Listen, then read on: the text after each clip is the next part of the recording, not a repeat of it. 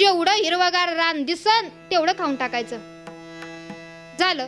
पण आता डोंबराच्या मालकाचं जे गाडं होतं ना त्याला ते बोजा व्हावा लागायचा, या गावातून त्या गावात आणि त्या गावातून पुढच्या गावात.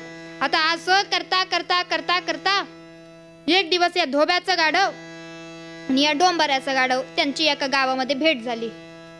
भेट झाल्यानंतर डोंबऱ्याच्या गाढवाने धोब्याच्या गाढवाला विचारलं, म्हटले बाबा तुझी तब्येत तर लईच धष्टपुष्ट झाली, मग म्हटले काय काम? धोब्याच्या गाढवाने सांगितलं, म्हटले बाबा कामच काय रे, नदीवर जायचं, कपडे धुवायचे, वाळत टाकायचे, वाळेपर्यंत हिरवगार रान दिसन तेवढं खाऊन घ्यायचं.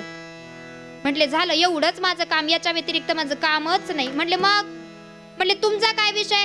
म्हटले आमचा इतकाच विषय. म्हटले पण तुले वाळला रे, तुला फार बारीक झाला, इतका बारीक दिसायला लागला. म्हटले याचं कारण काय? म्हटले याचं कारण असं आहे बाबा, आमचा डोंबऱ्याचा खेळ असतो, इकडून एक पोल बांधायचा, इकडून एक पोल बांधायचा, मध्ये दोरी बांधायची, पोरगी त्याच्यावर नाचणार आणि खालून त्या माणसाने वाजवायचं, आणि ते वाजवलं की तेवढा जत्रेचा खेळ संपला की लगेच दुसऱ्या गावातली जत्रा शोधायची, दुसऱ्या गावामध्ये जायचं. म्हटले बोजा वाहून वाहून वाहून वाहून माझ्या शरीराची ही अवस्था झाली. आता धोब्याचं गाडं हुशार होतं, तो काय म्हटला, आपण एक काम करू. म्हटले बाबा काय काम करायचं? आपण एक्सचेंज करू.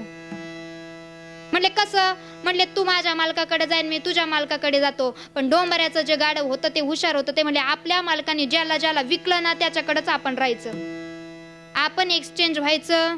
म्हटले अरे पण तुझी इतकी वाईट अवस्था झाली, मग त्या कशाला त्या मालकाकडे थांबतो? त्या गाढवानं काय सांगितलं माहितीये का महाराज?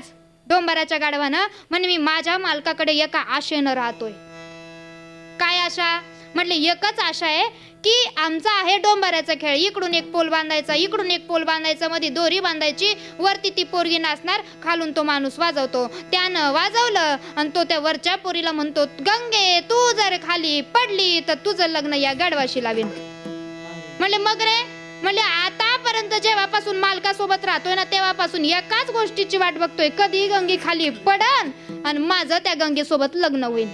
म्हणले एवढ्याच आशेवर मी राहतो. म्हटले संसार नावाची, मला सांगायचं एवढं आहे, संसार नावाची गोष्ट फक्त आशा आहे. कितीही मिळवलं आपल्याला कमीच वाटतं आणि मिळवल्यानंतर त्या गोष्टीचा गर्व तयार होतो. पण एक वाक्य अगदी मी कायम कीर्तनात सांगत असते, मोह नसावा पैशाचा, अहंकार नसावा सौंदर्याचा.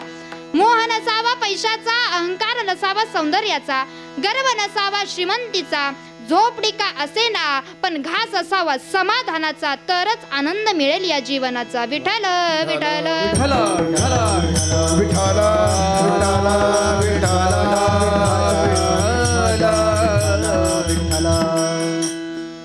आणि म्हणून म्हटले संसारामध्ये कितीही प्राप्त झालं पण याचा जर आपल्याला अहंकार न व्हावा, गर्व न व्हावा असं जर आपल्याला वाटत असेल. बघा मी एका पुराणामध्ये वाचलं होतं, त्याच्यामध्ये लिहिलेलं होतं की म्हटले रामाचा स्वभाव जाणला पाहिजे. म्हणजेच काय? रामाचा स्वभाव जाणावा, कृष्ण